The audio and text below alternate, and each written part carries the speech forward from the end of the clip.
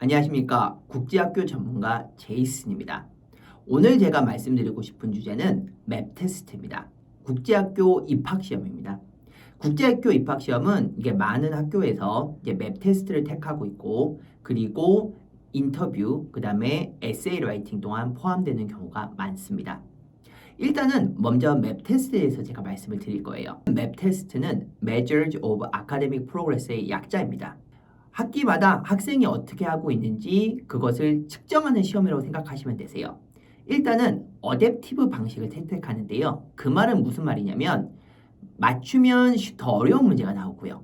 틀리면 더 쉬운 문제가 나오는 형태예요. 그러다 보니까 이제 흔히들 이제 범위에 대해서 물어보시는 분들이 많은데 범위는 없습니다.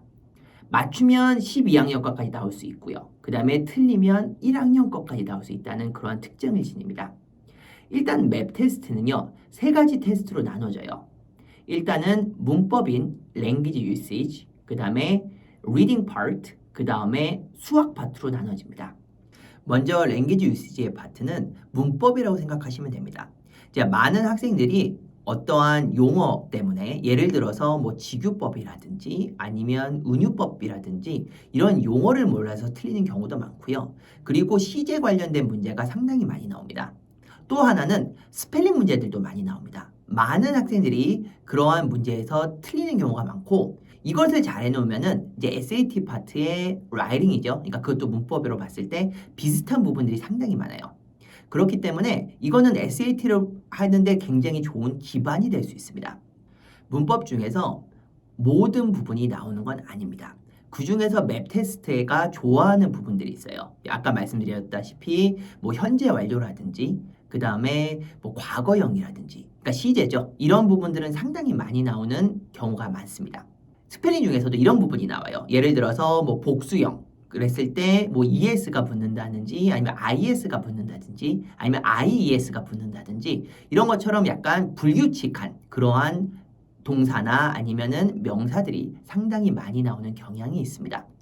리딩 파트의 경우는 학생들이 주로 틀리는 이유는 접해보지 않은 지문들을 접하기 때문입니다. 그리고 지문 길이에 비해 문제 수는 상당히 적은 편입니다. 예를 들어서 한 문제 아니면 두 문제밖에 나오지 않습니다. 그러다 보니 빠른 시간에 지문을 빨리 파악을 해야 되고 그리고 문제를 풀어야 되는 경우가 많습니다.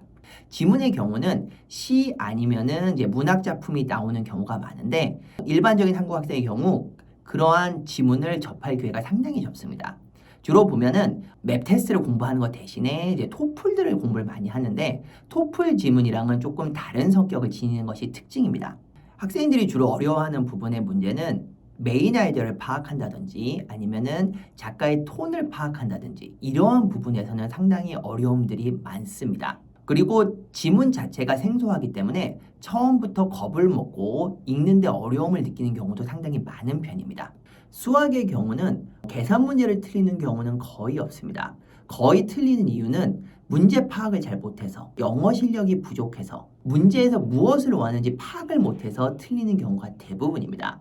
그리고 또 하나는 그래프 분석이라든지 아니면 표 분석, 어떻게 말하면은 스태티스틱, 통계죠. 통계 부분을 잘 이해를 못해서 틀리는 학생들이 상당히 많습니다. 이거 같은 경우는 나중에 SAT를 접했을 때 연결이 될 수 있기 때문에 맵 테스트에서 기반을 잘 다져두시는 것은 상당히 도움이 되십니다. 자, 다음은 이제 인터뷰 부분입니다.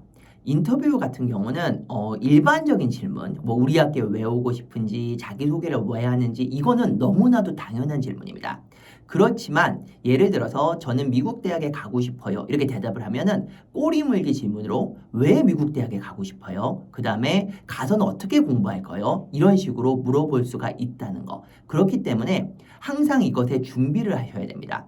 그냥 문제 쓴 거에 대해서 일반적인 질문에 답을 달고 그걸 그냥 외우는 것만으로는 충분히 부족할 수 있습니다. 맵 테스트는 그냥 시험을 보는 겁니다. 그러다 보니 맵 테스트만으로 국제학교에서 합격 여부를 따질 수는 없습니다.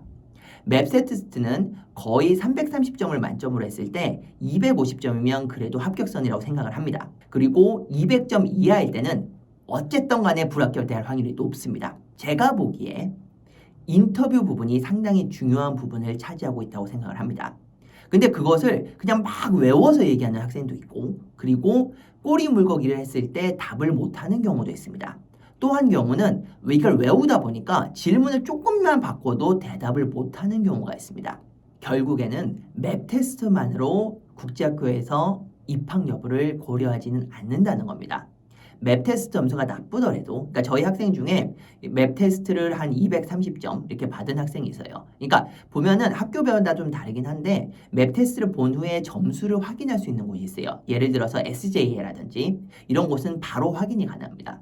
근데 그 학생의 경우는 230점의 점수를 받았고 인터뷰를 잘해서 붙었습니다. 근데 다른 학생은 250점의 점수를 받았는데도 인터뷰를 외워서 해서 그리고 자기 생각을 말을 제대로 하지 못해서 떨어졌습니다. 그러니까 제가 보기에는 맵 테스트는 그냥 어느 정도를 하면은 통과될 확률이 높다고 생각을 합니다. 자, 마지막으로 라이팅 부분에 대해서 말씀을 드리도록 하겠습니다. 학교에 따라서 라이팅을 보는 경우도 있고 보지 않는 경우도 있습니다. 라이팅이 있을 경우 주로 학교 관련된 질문들을 많이 합니다. 예를 들어서 친구들 사이에 갈등이 있었을 때, 컨플릭이 있을 때 이걸 어떻게 해결하겠는지, 뭐 선생님한테 이른다든지 아니면은 뭐 학생들끼리 대화를 통해서 푸른다든지 이런 것들을 물어보는 경우가 되게 많습니다.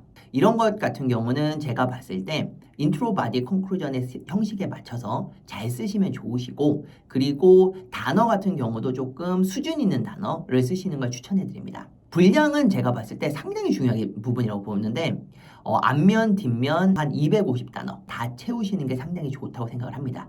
제가 오늘 이 국제학교 입학시험인 맵 테스트와 인터뷰와 라이팅에 대해서 설명해 드렸습니다. 제가 말씀드린 대로 준비를 잘 하셔서 꼭 좋은 결과 있으시면 좋겠습니다. 다음번에 좀 더 유익한 정보를 가지고 다시 돌아오도록 하겠습니다. 감사합니다.